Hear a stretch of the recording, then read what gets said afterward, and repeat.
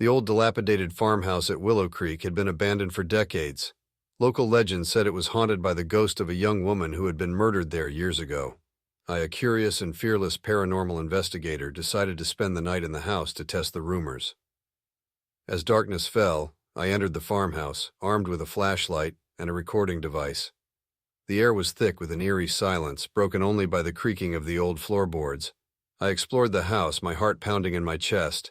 In the attic, I found a hidden room, filled with dusty old furniture and personal belongings. Suddenly, I heard a faint whisper. It sounded like a woman's voice, crying out in pain. I followed the sound, my flashlight beam sweeping across the darkened room. And there she was, a ghostly figure standing in the corner. Her eyes, filled with sorrow and anger, seemed to pierce my soul.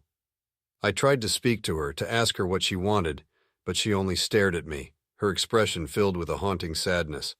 I felt a chill run down my spine as I realized that she was trapped in this world, unable to move on.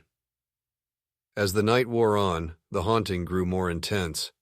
I heard footsteps echoing through the halls, doors slamming shut and objects moving on their own. The ghost woman appeared to me several times, each time looking more distressed. Desperate to help her, I began to research the history of the house. I discovered that the woman's name was Sarah, and she had been murdered by her husband, a jealous and possessive man. He had hidden her body in the attic, where it remained undiscovered for years. With this knowledge, I returned to the farmhouse, determined to help Sarah find peace. I sat in the attic meditating and focusing my energy on her.